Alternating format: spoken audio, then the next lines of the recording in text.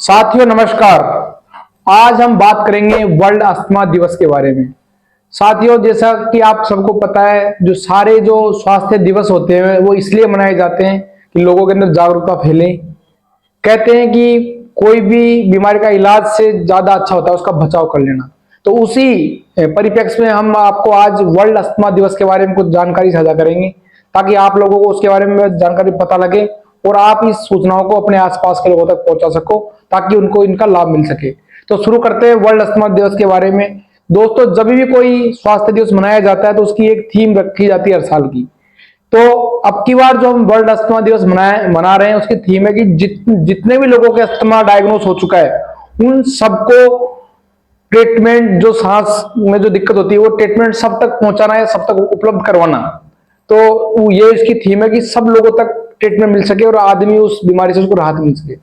अब हम बात करते हैं कि अस्थमा क्या होता है, अस्थमा के क्या कारण है, अस्थमा से कैसे बच सकते हैं और अस्थमा का क्या उपचार है। तो सबसे पहले बात करते हैं कि अस्थमा क्या है। अस्थमा एक बीमारी है जो फेफड़ों को प्रभावित करती है।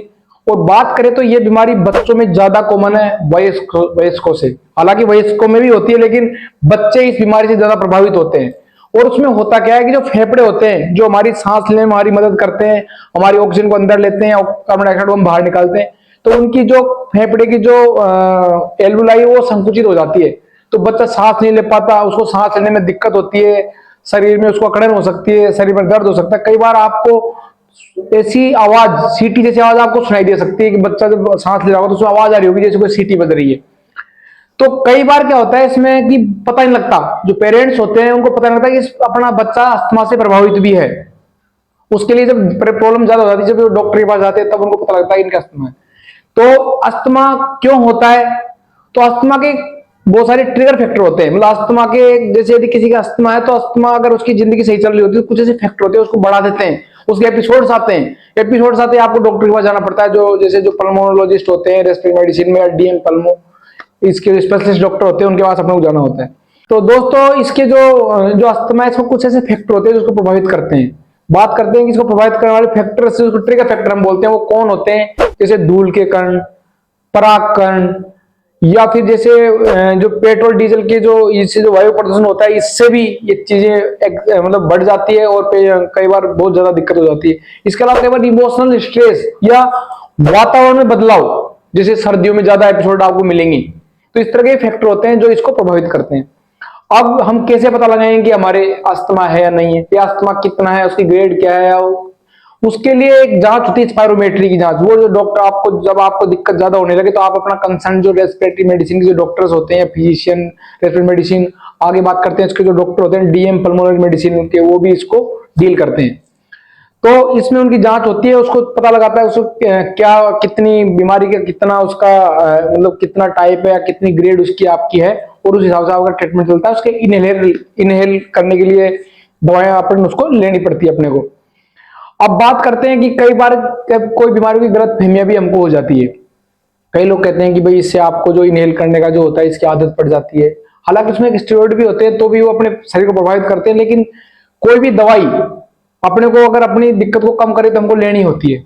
जाकि सब दवाइयों के अपने साइड इफेक्ट होते हैं, लेकिन हम देखते हैं कि बेटर क्या है, लेना अच्छा है या उसको उस बीमारी से अपने को डील करना, कौन सा पार्ट अच्छा है।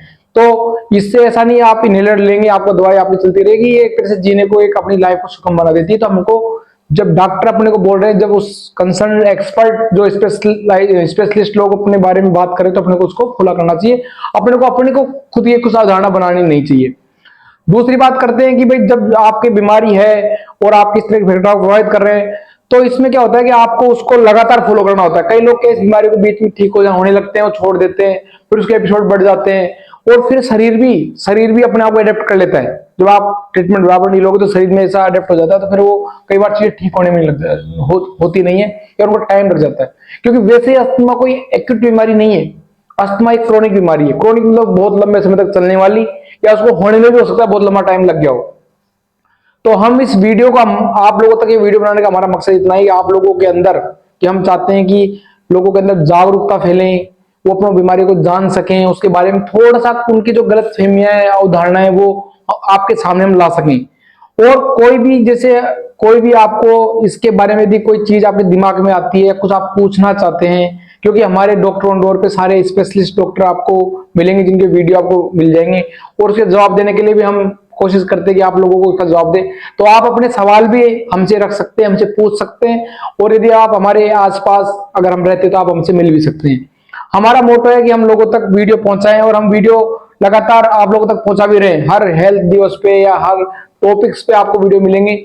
और आपसे एक मेरी गुजारिश भी रहेगी कि हम इतनी मेहनत करके यदि आप लोगों के लिए वीडियो बना रहे हैं तो आप इन वीडियो को देखें, अपने आसपास अपने परिवार के लोगों तक शेयर करें, अपने दोस्तों तक शेयर करें।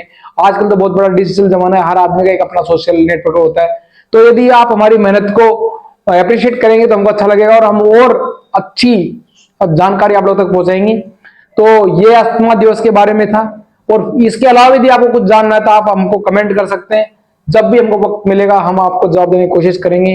हमारे एक्सपर्ट्स डॉक्टर अस्थमा के, उनसे भी आपको मिलवा सकते हैं, उनसे भी आपको वीडियो आप तक हम लाने की कोशिश करेंगे। धन्यवाद।